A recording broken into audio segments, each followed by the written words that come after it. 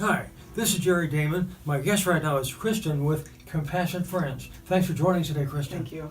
What is Compassionate Friends, Kristin? Compassionate Friends is an international organization that exists to help families, parents, grandparents, and siblings who've lost children at any age from any cause. It was begun in England several decades ago when a hospital chaplain had two families who'd lost children and got them together because he realized that the best help that they had was to talk to each other. And so now it's spread all over the world. What is your connection to the group, Kristin? I'm one of the co-leaders of the chapter here in Sioux Falls. I began attending 10 years ago after our first child passed away. How has it helped you in the past 10 years?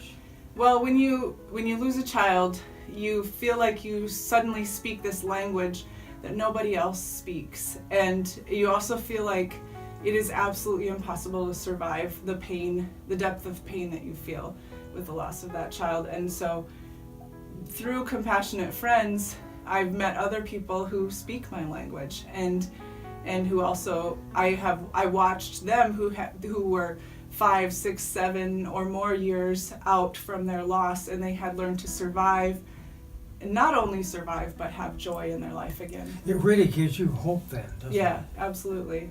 Yeah. So if someone has questions about the group, how can they get a hold of you or someone with Compassionate Friends? We have there's a Facebook page. You can Google for our Facebook page. We have a website too. That's www.compassionatesf.org. The national website is very good, compassionatefriends.org, and you can link to us directly from their website. But they have a lot of really great information there too. They have Facebook pages and lots of different resources for parents. What's a typical meeting like when you attend the Compassionate Friends? We meet once a month. The first Tuesday of every month, we meet at Westminster Presbyterian Church here in Sioux Falls, which is at 26th and Bonson on the east side. And we begin at 7:15. We do a short announcement time and kind of tell everyone how the meeting's going to go. And then we do an introduction time. And so we may just give your name and your child's name, or we may say, tell a favorite memory of your child, or tell your child's favorite food, or something that is fun to remember. And then we have a bear that we pass around the group. So if it's your first time attending and you can't talk, which happens to pretty much everyone when they come to the group the first few times, it's very difficult to talk. Right. So you just pass the bear, and we've all been there, and it's an easy way. You don't have to say, I can't talk, or you don't have to feel forced into talking. It just gives you an out. What about parents who may be in denial as far as what happened with the child? Well, I think denial is a part of most of our stories at some point in time, because what has happened to you is incomprehensible, and our brains and our hearts just can't possibly understand, or accept, obviously, what has happened, especially early on.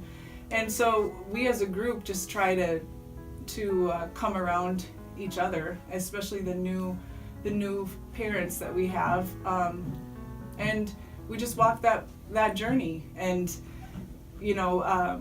there's a lot of different rooms in grief. There's denial, there's anger, there's pain a lot of times, and there's it's not stages, it's rooms, and you visit different rooms at many different times in your journey. Eventually you start to visit the room of acceptance, but that takes a long time.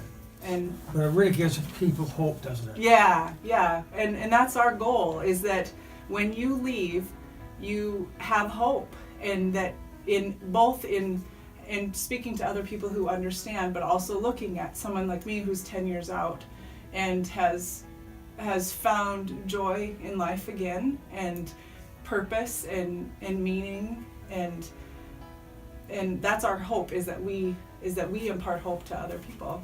Kristin, thank you for sharing your story of hope. Yeah, thank you. For I Love Life, I'm Jerry Damon.